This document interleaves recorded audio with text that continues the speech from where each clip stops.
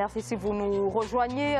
Dernière partie de l'Africa Newsroom. Nous sommes toujours en compagnie de Mamata Silek Alata, directeur de la publication Tchad Anthropus Tribune. Yamboulia Dipama, secrétaire général adjoint du parti burkinabé, le MPP en France, le mouvement du peuple pour le progrès. Alors nous parlions donc de ce rapport du MAEP, le mécanisme africain d'évaluation par les pairs. Et monsieur Alata, vous vouliez rajouter un dernier mot sur ce rapport du MAEP? Vous savez, moi je trouve que le rapport du MAEP est complètement biaisé. D'abord, il ne dit pas la vérité et au vu du contexte réel de ce qui se passe au Tchad, ce rapport-là, quand on le lit, il est complètement à côté. Vous savez, en 28 ans de pouvoir, comme on le disait tout à l'heure, un président comme Idriss Déby ne peut pas amener quelque chose de nouveau. Nous avons vu, et nous le voyons toujours, quand on lit même un peu à gauche, à droite, ou quand on consulte le peuple tchadien, hein, ne serait-ce que les jeunes, les étudiants, les fonctionnaires, même ceux qui travaillent dans le système quand ils viennent en France, comment ils se lâchent. Aujourd'hui, tout le monde a besoin de changement. Et en 28 ans, si Idriss Déby, je fais remarquer que ce type est assez chanceux. Il a eu tout pour pouvoir diriger ce pays-là et l'amener au développement. En 28 ans, il n'est pas arrivé à impulser ne serait-ce qu'un seuil de développement. Aujourd'hui, il s'accapare de tous les pouvoirs. Il n'y a pas de Premier ministre, il n'y a pas de... Tout est décidé par lui. C'est le premier fusible face à l'Assemblée. Il gère le pays comme... Moi, je n'y crois pas et je pense que même si c'est difficile, les partenaires du Tchad ou l'opinion internationale, etc., doivent penser à un changement. À quel niveau, je ne sais pas, mais il faut du sang neuf pour que les Tchadiens puissent avancer de façon très nette.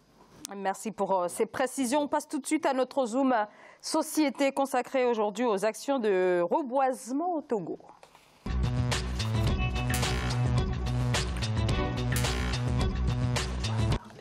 Le Togo, pays d'Afrique de l'Ouest, qui chaque année perd 15 000 hectares de forêt. Seulement 3 000 sont reboisés. Le gap à combler, vous l'aurez compris, est donc considérable. Voyez ce reportage d'Emefa Kofi. Le programme national de reboisement entend aménager 300 000 hectares de forêt à l'horizon 2021. Pour y parvenir, de nombreuses actions pilotes ont été mises en place à travers divers projets, notamment le projet de réduction des émissions dues à la déforestation et à la dégradation des forêts ou encore celui de la valorisation de la filière des produits forestiers non ligneux.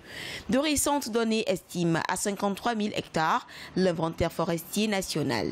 Le taux de reboisement, nous avons les résultats de l'inventaire forestier de 2016 qui a montré que le taux de couverture végétale est de 24,24% et que les études de la FAO ont montré que le taux de dégradation est à 5,1%. Et donc ces études sont en cours. Il y a des études d'actualisation qui sont en train d'être menées. Organe rattaché au ministère de l'Environnement et des Ressources forestières, l'Agence nationale de gestion de l'environnement a mené une étude diachronique sur l'occupation des sols. Cette étude révèle entre autres que l'augmentation des carrières, les changements climatiques, les feux de brousse, la destruction des forêts caloriques constituent d'énormes menaces pour l'environnement. D'après les régions, les 5 régions du Togo, nous voyons que la région nord, c'est-à-dire la région des savanes et la région des Kara, sont les deux principales régions qui connaissent le plus de feux de végétation. Les deux régions à elles seules concentrent plus de 35,6% des superficies brûlées. La journée de l'arbre célébrée le 1er juin de chaque année au Togo a permis au pays, sur ces 5 dernières années, de reboiser une superficie d'environ 5 hectares. Au-delà des questions de couverture végétale, le Togo doit également faire face à la pollution de l'air et de l'eau en milieu urbain. Alors, c'est depuis 1977 que le Togo encourage la reforestation, le reboisement, avec une implication très importante de la population. Mais le reboisement demeure toujours insuffisant. Monsieur Alata. Insuffisant, pourquoi? Pourquoi la population va toujours couper les arbres, abattre les arbres, etc.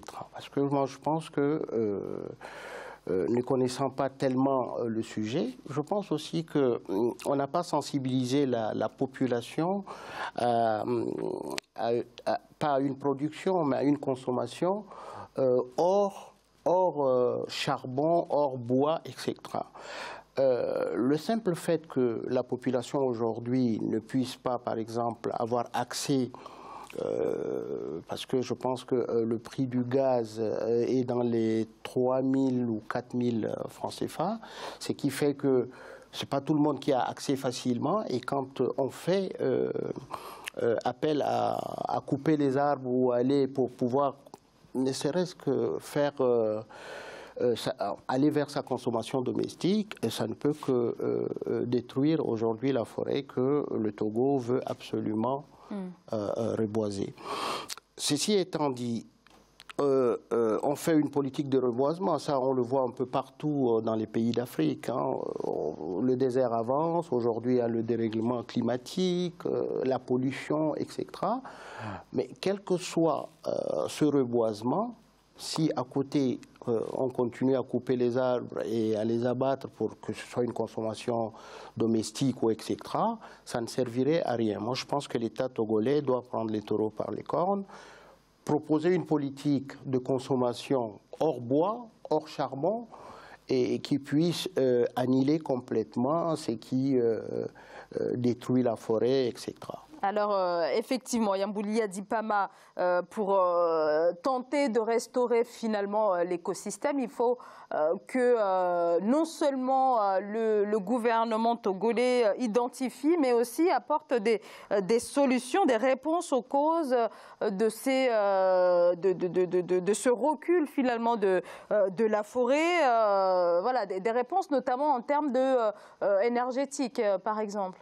Oui, il y a des réponses énergétiques à apporter, mais déjà pour comprendre le problème de la déforestation, il faut aller même aux causes en fait de savoir quels sont les types d'érosion qui peuvent exister, qui entraînent cette déforestation. Il y a déjà l'usage domestique qui est charbon, bois, même construction, puisque il faut des charpentes, il faut plein de choses, donc qui est fondamentalement lié, donc on va dire, à la démographie et aux méthodes de consommation. Est-ce que c'est pas aussi l'adaptation des politiques énergétiques? Après, il y a les politiques énergétiques, mais aussi il y a des sols qui sont peut-être inadaptés. Il y a cette pollution chimique, il y a cette pollution liée même au type d'agriculture que l'on peut faire qui ne favorise plus la fertilité des sols. C'est vrai. Donc il faut aller sur une politique énergétique par rapport à la consommation domestique maîtrisée. Je suis tout à fait d'accord. Et puis il faut aller aussi vers ces types de cultures, ces types de tout ce qui est comme geste néfaste, en tout cas qui arrive à travailler sur l'érosion du sol.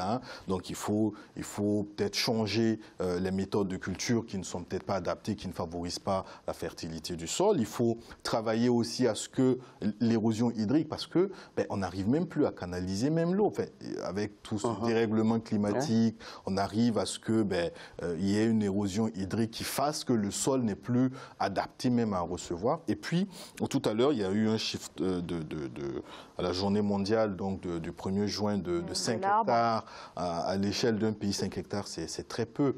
Donc, il y a le gouvernement. C'est rien du tout. Il y a le gouvernement, mais il y a aussi la population, il y a l'éducation que l'on donne, parce que souvent, et moi c'est cette critique que j'ai à l'égard de beaucoup de pays, c'est qu'on fait de grandes campagnes de reforestation, chaque habitant avec son plan et autres, c'est des stratégies qui ont existé, mais il n'y a pas de suivi derrière.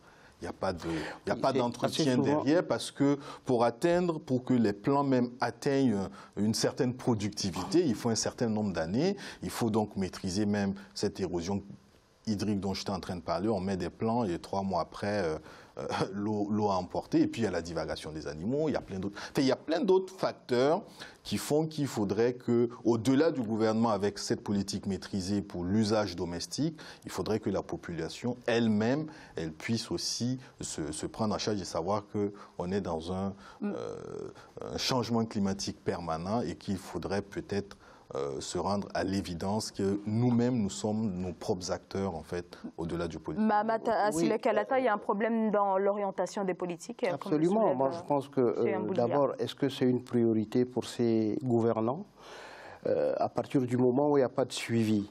On fait des grandes déclarations, des grandes théories, et après, c'est laissé au pas de la porte et rien n'est apporté en surplus. On attend l'année prochaine ou à une date anniversaire pour pouvoir encore reparler de la même chose. On a l'impression d'être au tout début de la chose. Pourquoi on ne puisse pas s'inspirer des autres nations? Prenez Israël avec le désert du Negev. Comment carrément le désert a été fertilisé, ou du sable, on est revenu à un environnement complètement verdoyant. Donc moi je pense que il y a d'abord le facteur de volonté politique, je dis des réelles volontés politiques, qu'on en fasse une priorité, qu'on pousse la population à l'agriculture, qu'on essaye d'encourager et face à l'adversité, essayer d'amener des réponses. Ensuite, il y a la population, comme on disait tout à l'heure, qu'il faut sensibiliser au niveau des consommations. Merci à vous de rajouter les charpentes de construction, etc., par rapport aux problèmes domestiques. Parce que, comme je disais tout à l'heure, si quoi que ce soit les efforts de reboisement qu'on puisse faire, si à côté, que ce soit à l'échelle de 20-30%, la population consomme du bois ou du charbon, on reviendrait toujours au stade premier. Sauf si on n'a pas le temps, mais le cas d'Israël est très intéressant parce qu'il y a cette nation-là qui est que les gens sont attachés à une nation.